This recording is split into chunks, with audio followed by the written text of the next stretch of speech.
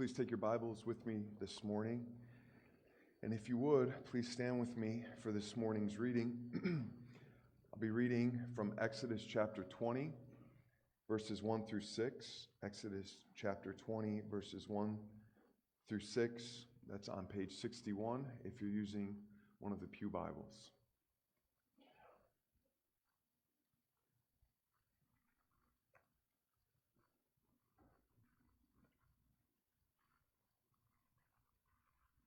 Please follow along with me as I read. And God spoke all these words, saying, I am the Lord your God, who brought you out of the land of Egypt, out of the house of slavery. You shall have no other gods before me. You shall not make for yourself a carved image or any likeness of anything that is in heaven above, or that is in the earth beneath, or that is in the water under the earth. You shall not bow down to them or serve them. For I, the Lord your God, am a jealous God, visiting the iniquity of the fathers on the children to the third and fourth generation of those who hate me, but showing steadfast love to thousands of those who love me and keep my commandments. You shall not take the name of the Lord your God in vain. For the Lord, I started reading on. May the Lord add his blessing to the reading of his word. You may be seated. I got thinking of my message there as I kept going there.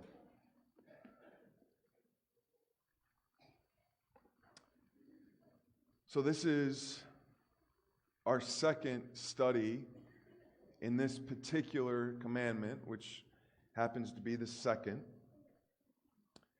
On the screen there is just a broad outline of what we'll be considering this morning.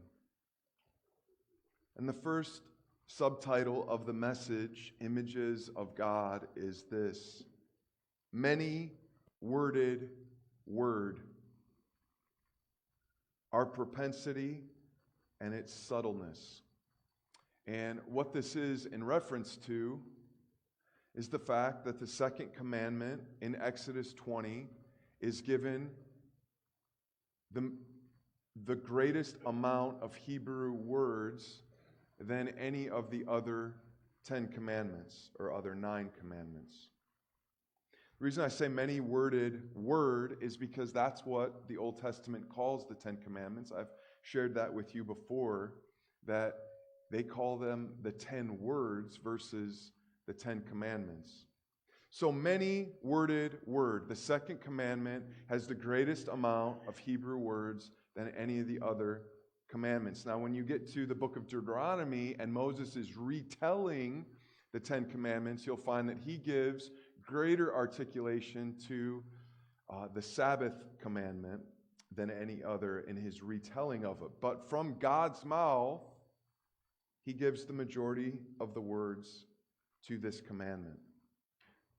I shared last week why I think that might be, and that has to do with our propensity to be idolaters. We'll talk about why we have such a great propensity to be idolaters. It's not all related to sin.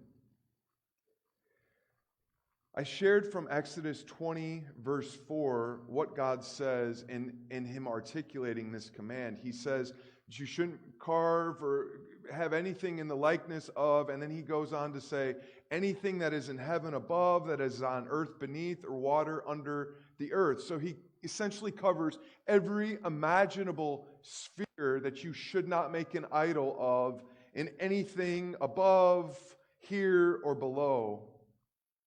And I shared that this vast description of what not to do may speak to our propensity to grab onto idols. We're like a magnet in an iron factory, as it were.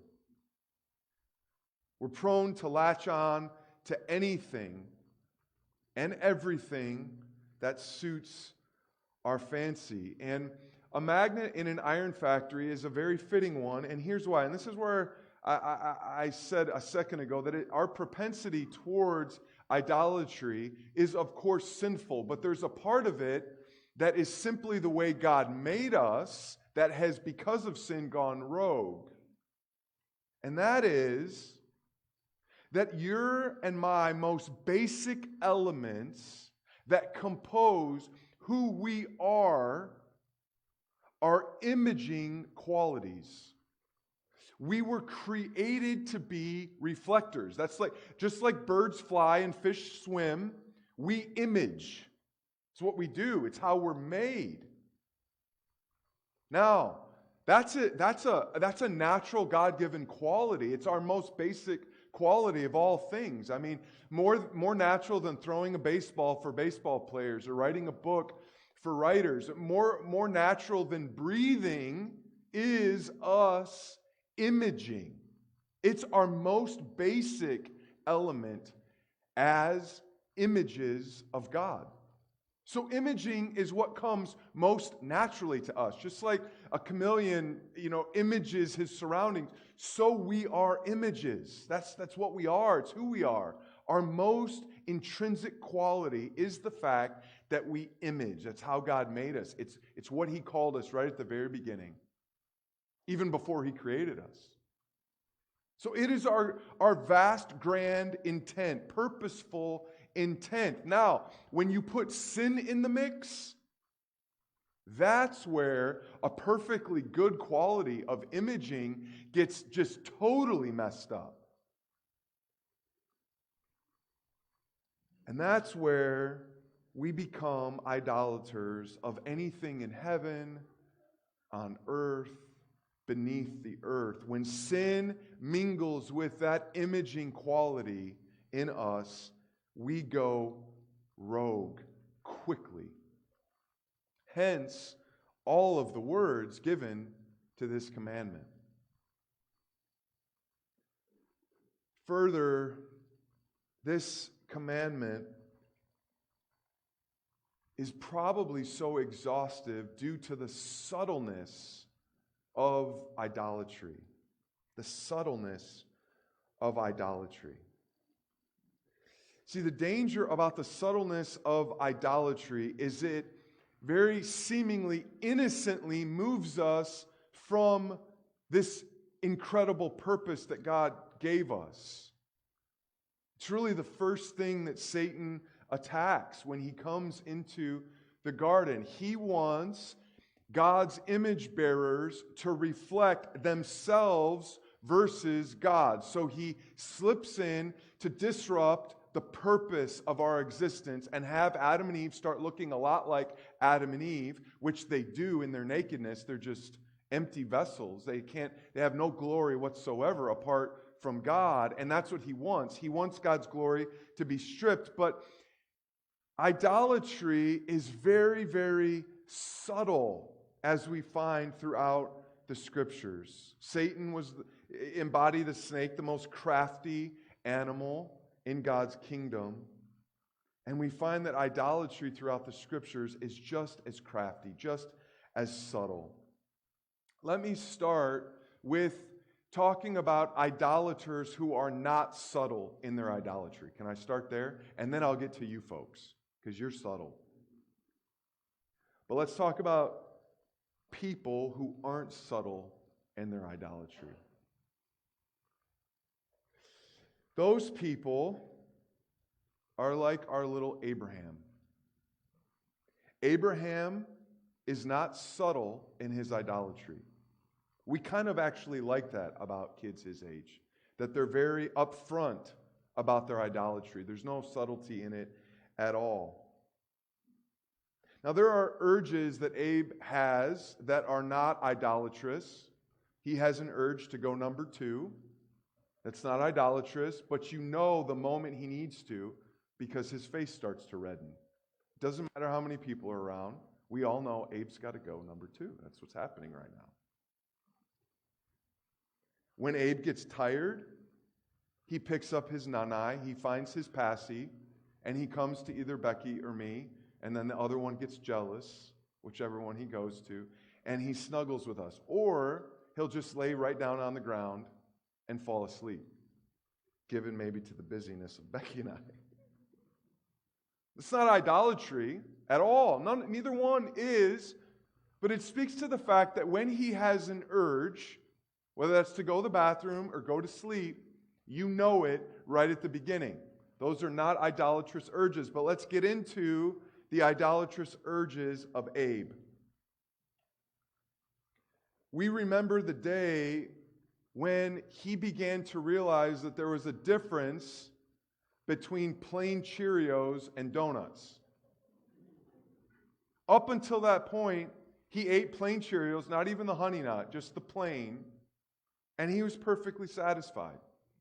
But then he began to see something was different between him and the other kids. Maybe one of them gave him a bite or whatever. He became aware, and his idolatry of donuts ensued. If Abe had a brain that were further developed, he would have stationed his first strike. And that strike would have been against Cheerios. And I think if he could make a personal, handcrafted poster board, it would read, "There's no cheer in Cheerios. I want donuts." But one of the most funny occasions for us when Abe's tendencies, idolatrous tendencies, showed up is with Becky's poor mom, who's coming to save the day when I'm in Ethiopia this Thursday. I want to have Caleb show you a picture. It's up there in the corner there. This is Abe's favorite chair in the house. It's his personal little chair. If anybody else sits there, he gets extremely upset. And Becky's mom was visiting, and Abe is idolatrous in his liking of certain people and his disdain for other people. And he's got his own list already, and he's not even two. And unfortunately, at this point, Becky's mom is on the no-no list for Abe. It's terribly sad. But anyway, she was visiting one time, and Abe was taking a nap, and she was sitting on the couch. Now, in our living room, the couch kind of sits here and faces that chair. And she was sitting on the couch. Abe gets up from his nap, and he ventures down the stairs. He's still a little bit groggy. He's got his pacifier in. And he comes in, and he sits in his chair, and Becky's mom's sitting at the couch across. And she goes, "Hi, Abe." And he stands up, and he grabs the handle that's behind his head on that chair. There's a handle on the chair. He grabs the handle on the chair. He takes the chair around the wall right there, has it face in the exact opposite direction, and sits down.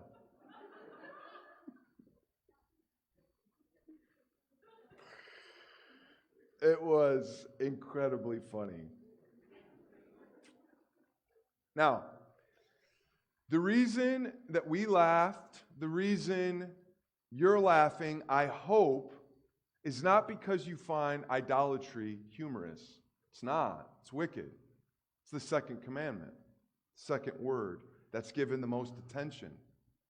So idolatry is wicked. I don't think that's why you're laughing. I'm thinking better of you, thinking better of myself.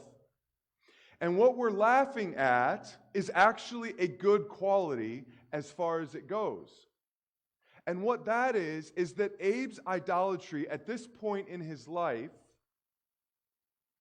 is an unvarnished, unmasked, honest idolatry.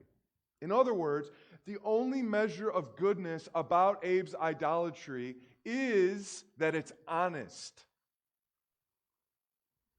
See, when you mask idolatry, you commit two sins. You've got an idol, and you're also lying about the idol. Do you see? That's two wrongs, not just one. Abe is committing idolatry, but he's not lying. He's telling the truth, as ugly as that truth is. And we laugh because we laugh as experienced sinners that hide our idolatry. We like honesty as far as honesty goes. And Abe, at this point, is still honest. Now, soon enough, he'll be in our court and he'll start hiding his idolatry. He'll start masking it, varnishing it.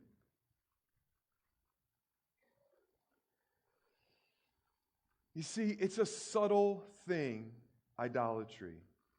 I read a story this week about a man who grew up. He was an orphan. He was adopted into a family. And that's good as far as it goes. But as he tells his story, it turns very tragic very quickly after the adoption, because his experience living in an adoptive home is that his family often did things without him. They actually left him home. It's like the worst imaginable thing. It would have been better for him not to have been adopted. It's terrible. And the story gets more sad as it goes, because as he would be home by himself and the family would be going to do their thing, what he did was he cleaned his room immaculately. That's just what he did. He did it every time they left. Why? Well, probably to garner affection from his adoptive family. If they see this, they'll love me. They'll accept me. Then he grew up, and he had a family of his own. And this is where things get really interesting. Because what this man did is he had a tendency to spend a lot of time in his garage or in his basement, and what he did there was he kept it perfect. That became his safe place, his comfortable place, the place where he felt loved in a weird way and in control. And before he knew it, this new thing that established when he was young became an idol in his life. And check this out, he began ignoring his own family by virtue of his orderliness. Can you imagine that? Just step back and take a look. He grew up ignored by his family. And as a result of being ignored by his family, through his coping mechanisms and / idolatry, he became an ignorer of his family. Do you see how crazy and twisted idolatry is? You go from feeling bad for a person to saying, hey, you're a terrible husband and a terrible dad. Then you hear the story and you're brokenhearted over it. But it doesn't change the fact that his kids are growing up without a dad like he grew up without a dad. This is why when God says about iniquity going to the next generations, the word for iniquity means perversion, twistedness, crookedness. Because idolatry is an incredibly crooked disease. I remember working at a gas station in college, and this clearly, outwardly even dirty older man came in and asked me if I knew if there were any gentlemen's clubs in the area. Isn't it fascinating, that term? When it's the exact opposite of what that means. You should have said, are there any bloodthirsty, sick animal clubs in this area that you can recommend? Gentlemen. But we all do it. We all do it. We find ways of domesticating, glamorize, making acceptable our idolatries.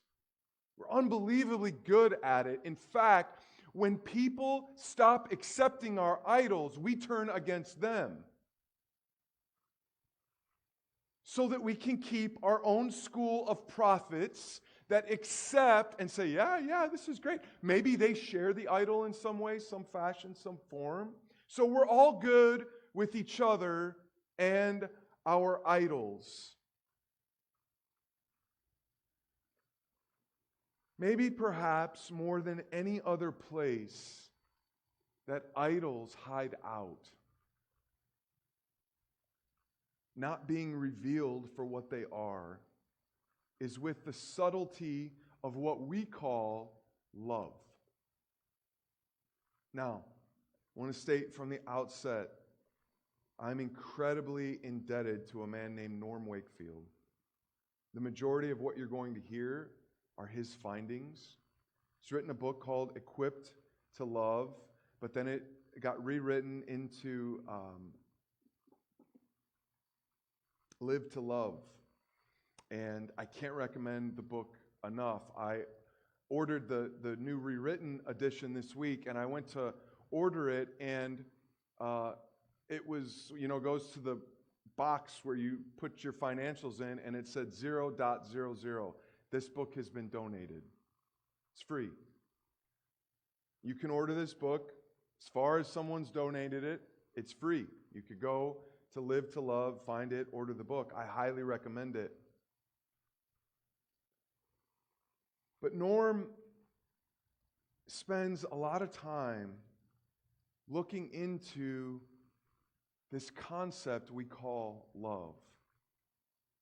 And he finds that there is a world's definition of love and there is God's definition of love. And where God began waking him up to the difference in the definitions is when he had his fourth child, his little daughter, who had Down syndrome. And he tells the story, and he says, Alma and I had this little beautiful baby girl. We didn't know that anything was wrong with her at all. As soon as she was born, he said, we stopped and we prayed and we thanked God for our little daughter. Very soon afterwards, the doctor came in, very sober-faced, and basically talked to us like we really got the worst thing imaginable. And that's the world's way of looking at things. And he said, something is wrong with your daughter. I'm very sorry to tell you. It's filled with apologies. And Norm doesn't say that God spoke to him from above, but he felt impressed upon him. The Spirit saying, Norm, you just thanked me a second ago. Are you going to thank me now? And he said it was the first time in his life where he realized that the only things, not just the majority, the only things he thanked God for was when things went well in his life. It's the only time. God, thank you for my wife. She treats me so well. Thank you for my kids. They're behaving. It's just wonderful. It's always when the people danced to his beat that he thanked God. God, thank you for my job. I got this raise. I love my job. Thank you, God. Everything, when it goes well, he thanked God for. He began to see that there's a vast distinction between what the world calls love and what we thank God for and what God's actual love is like, because God brought to his mind from Romans where it says that we became to God useless, and God still loved us. He loved us while we were useless. So he got to thinking, and he went on to say, when someone says, I love my car, what they mean by that is, I love what? What my car does for me. I love how it runs. I love how it looks. I love how people look at me while I'm in my car. I love my car. He says, now you let that same car die at a stoplight, or stall out on the bridge, or start getting rust, start falling apart. And pretty soon, it won't take long, will you hear that same person say, I hate this car. I hate it. What he's getting at is that the world's love is an idolatrous love. It is a love that gets what we want, when we want, how we want. And as long as those three things keep happening, we will keep loving this thing. But the moment those things start to waver, we will stop loving this thing. This is where John writes in 1 John, do not love the world or the things in the world. And now what he's describing here is Norm's kind of worldly love. If anyone loves the world, the love of the Father is not in him. For all that is in the world, the desires of the flesh, the desires of the eyes, and the pride of life, is not from the Father, but is from the world. That's the world's kind of love. We love to get in an idolatrous sort of way. And the world is passing away along with its desires. But whoever does the will of God abides forever. Because the world's love lifts up an idol that won't benefit anyone. And this is where the imagery of the garden comes in so especially handy. Because Adam and Eve loved this concept of being God, and they thought the world would get better as a result of it. But what they find, the moment that they begin defining good and evil, they expect to find themselves in this brand new car, but the moment they eat of the fruit, instead they find themselves in a junkyard. There's no brand new car. There's no glory. Before they didn't notice their nakedness in a glorious way. But now they notice that they're naked. They don't feel like a powerful God. They feel like a scared child. And further, when they define what's good and evil, what immediately happens is that the two, which were in their most intimate sense and unashamed, now they become divided. You see, idolatry divides people. That's what it does. It's one of its prime qualities. Anytime we love something other than God, or look to something other than God, as though it were the source of our contentment, we are committing idolatry. This is the world's type of love. And what happens is that spreads to other people, or it divides other people. But in either way, it removes them further from God and further from each other as they become their own God among gods. And this is why when God says in this commandment that He is a jealous God, His jealousy against idols is essentially synonymous with love. He is guarding His love. He gets after Israel and He says, you chase these idols to no profit. Idols will not help you. They will only hurt you. Catch this. To the degree that God guards His reputation is the degree to which He is loving. Because He is the best thing, the best being. So to the degree that He guards that reputation is the degree to which He is loving. Give me another illustration with our little Abe. Just a couple weeks ago, Becky was in the living room and Abe was in the kitchen and she hears him crying. So she runs in the kitchen and Abe had taken his sippy cup, which drips water, and he had poured out all the water in the kitchen.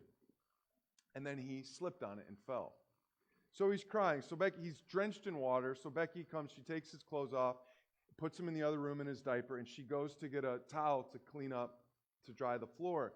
Meanwhile, he runs back in the kitchen, slips again on the floor, and falls. This is essentially what God is guarding with us in our idolatry.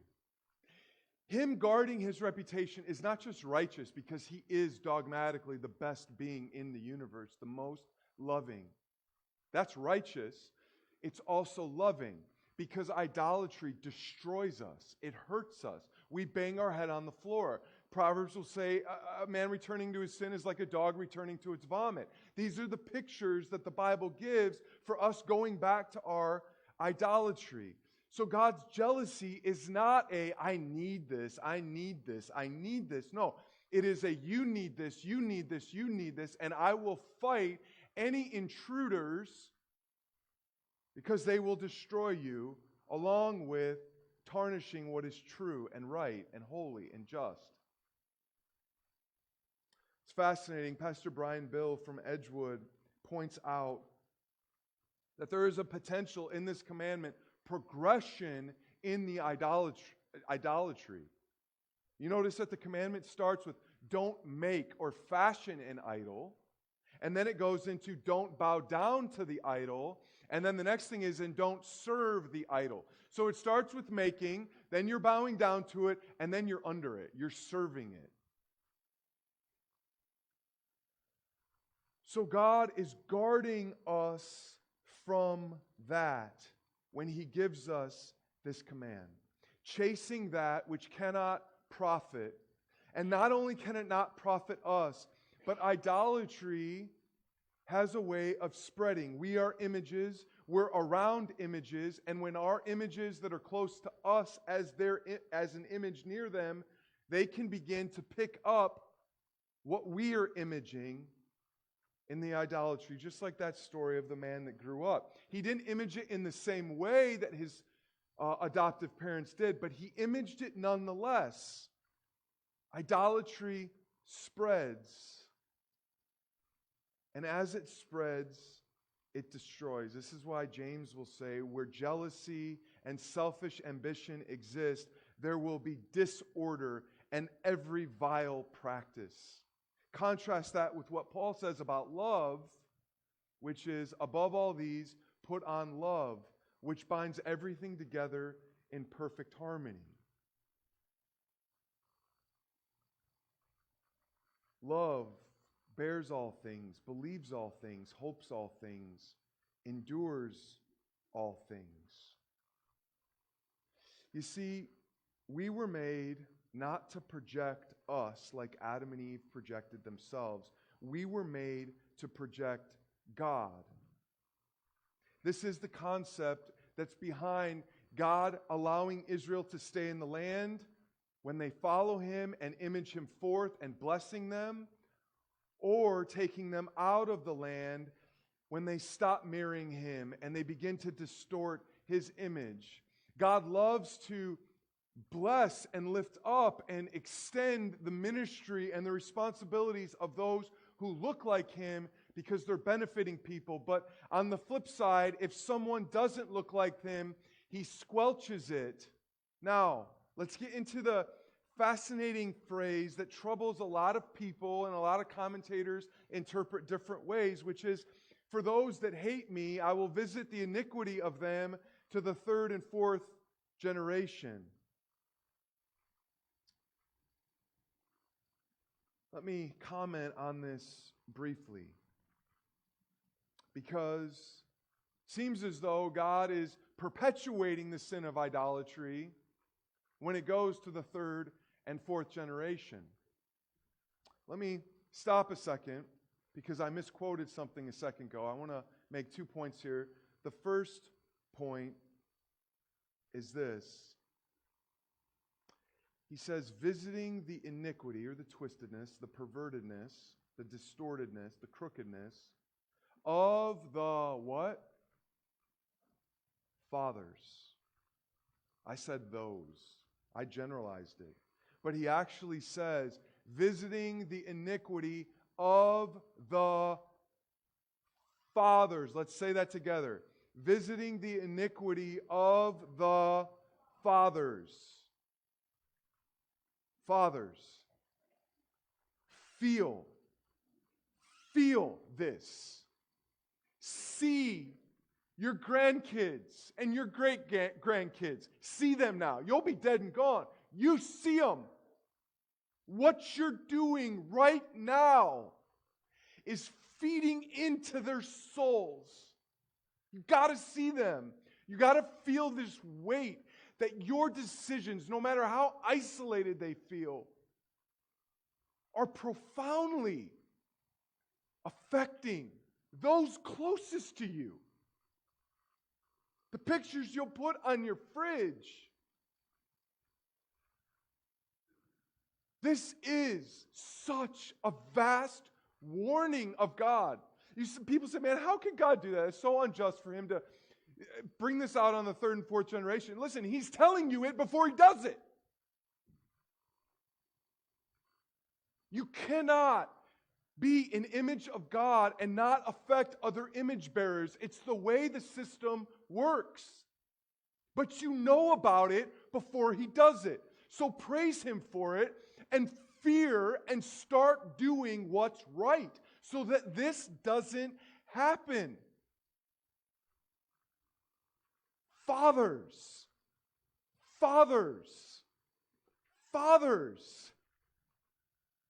pray, lead prayer. You don't even have to be the one that does it. You initiate it. Read the Bible. If you're not a good reader, that's okay.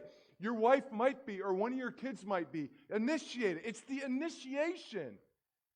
You've got, who gets up and says, we're going to church today? I know we got home late last night. That's my fault too.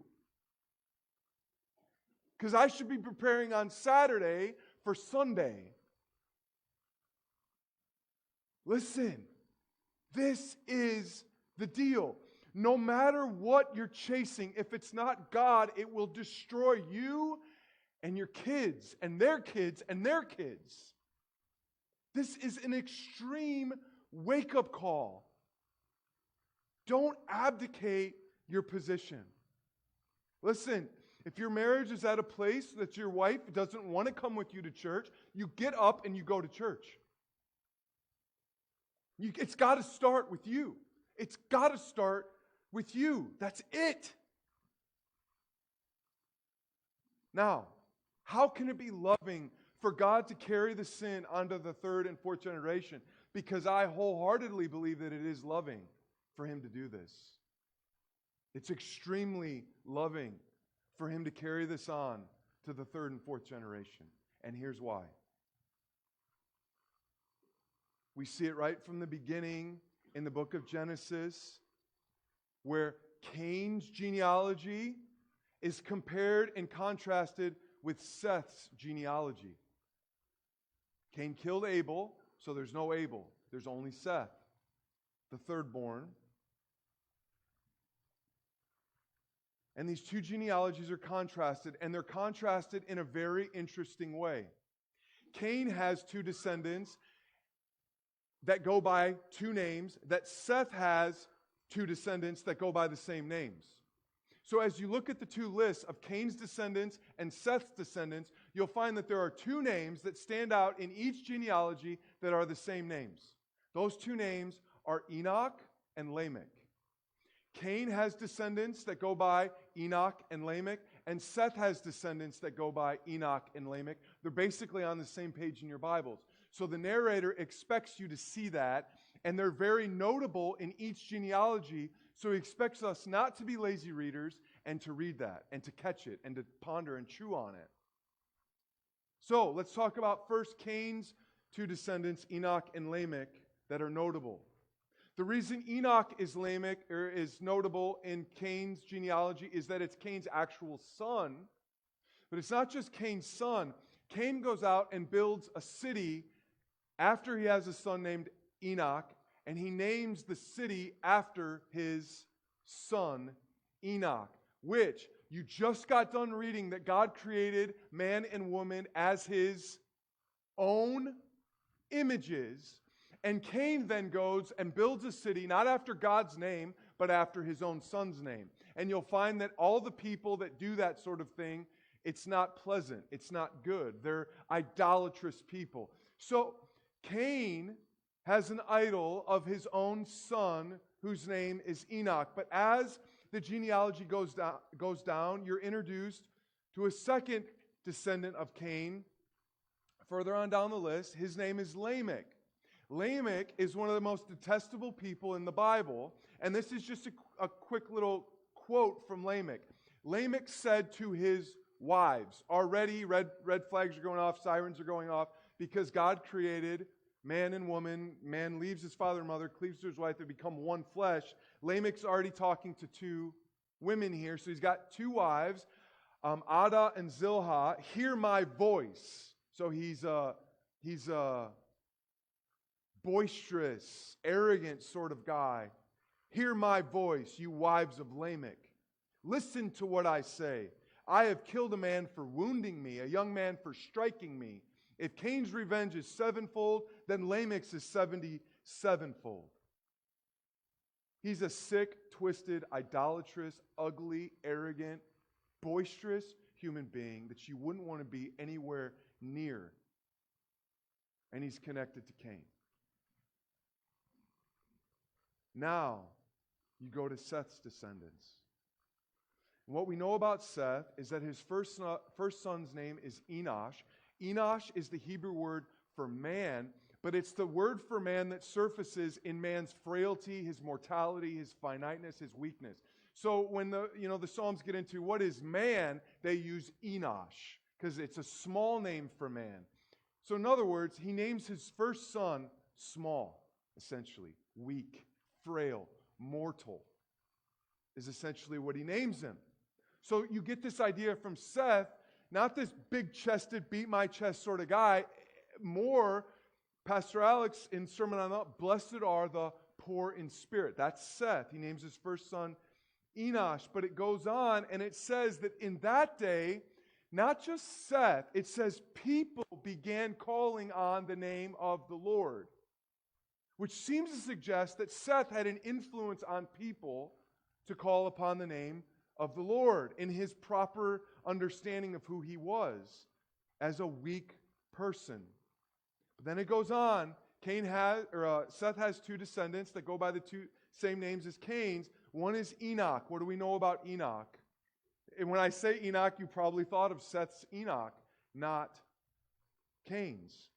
It says that when Enoch was this age, he began walking with the Lord, and the Lord took him, and he was no more.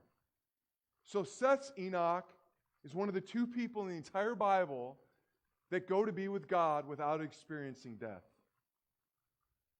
And then Seth has another descendant that's also named Lamech. Listen to what it says about Lamech.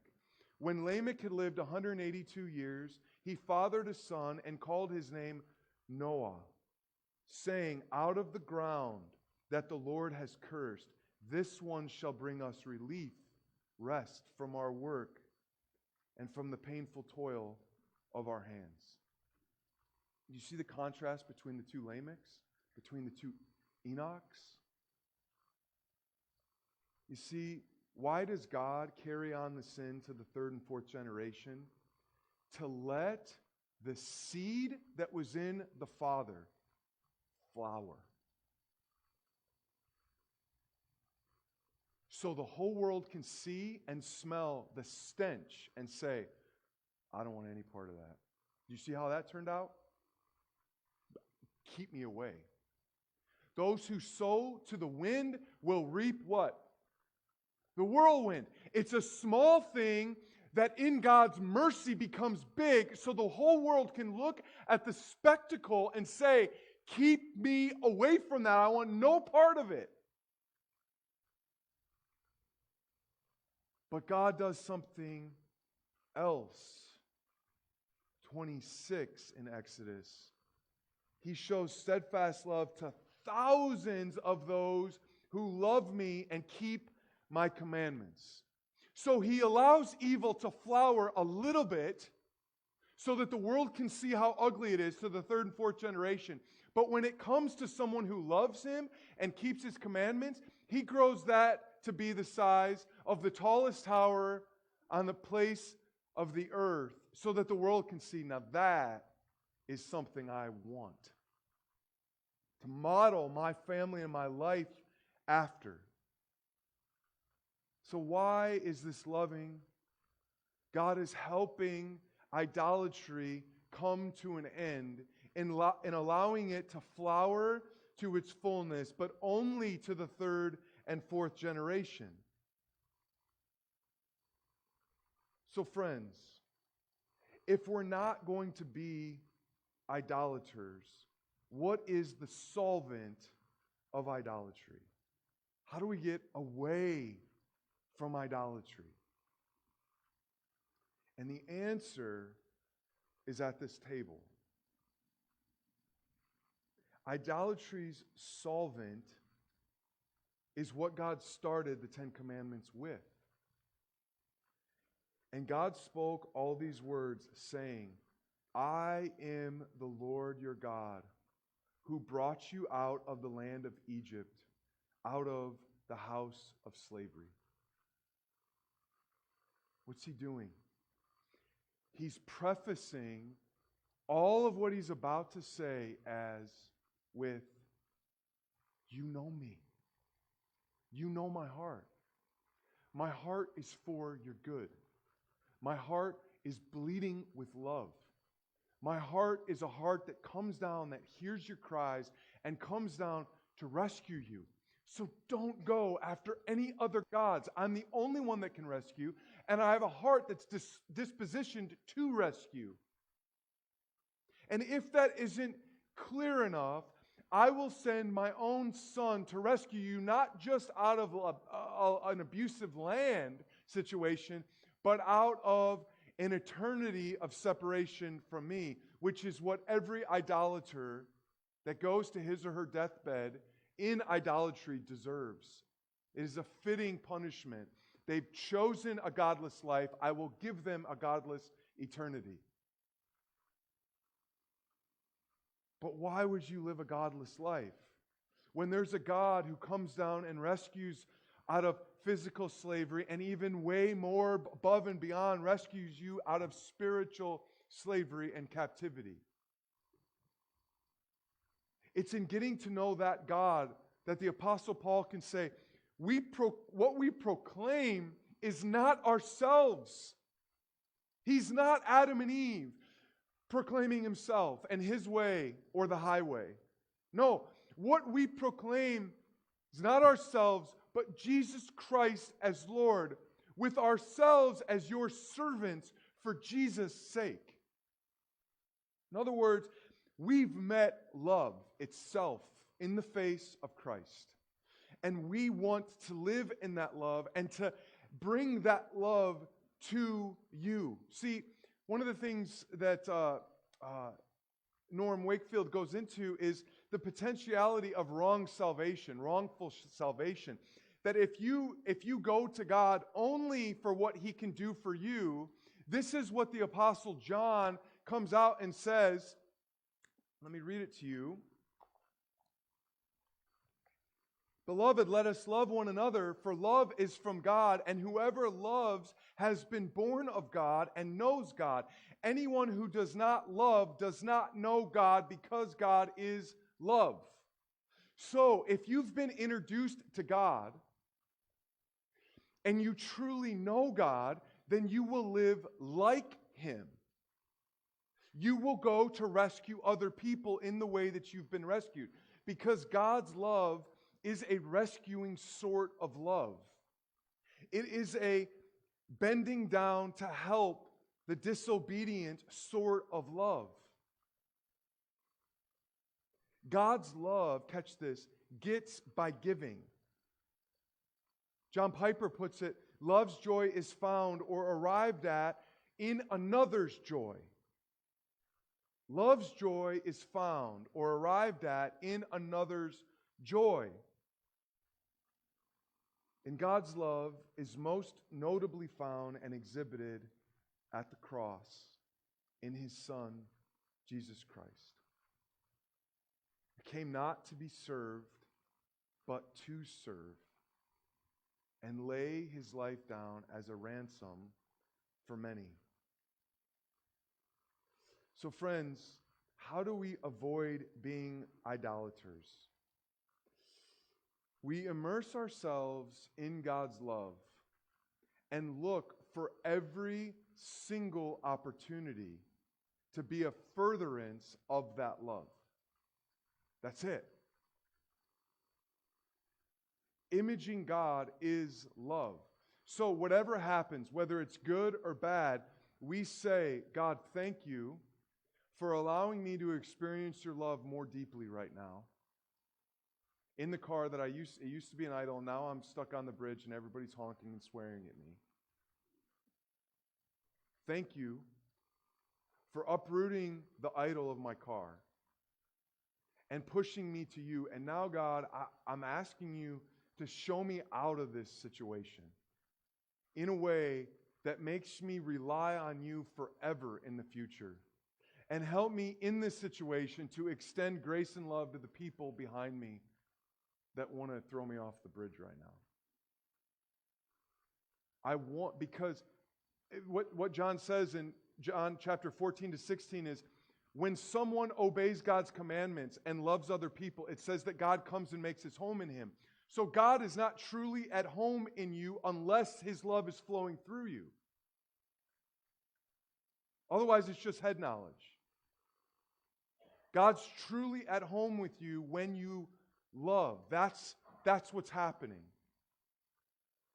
So, friend, what we want is we want to extend love as far as it's possible with us. That's the idea. That's the idea. This is my heartbeat and passion for going to Ethiopia.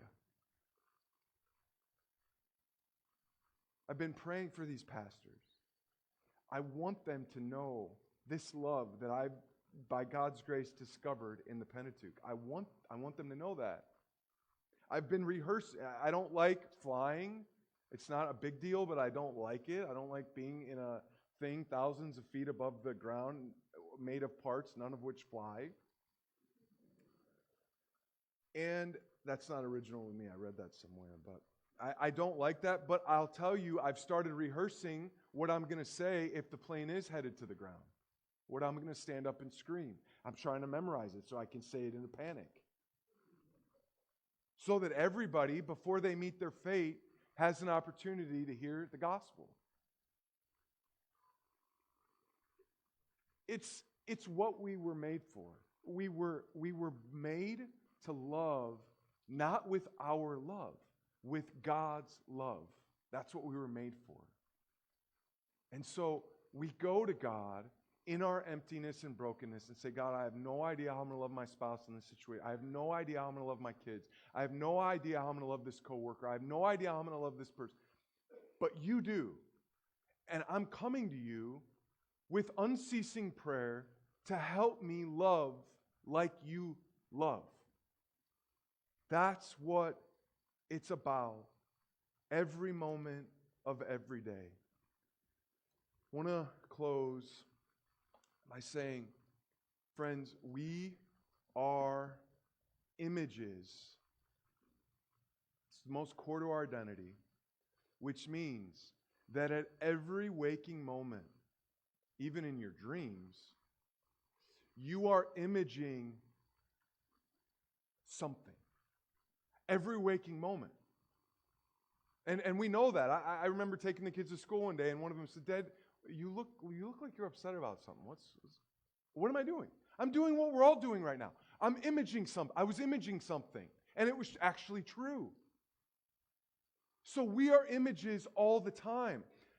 The question is what are we imaging? I'm going to ask the musicians to come as we come to the table.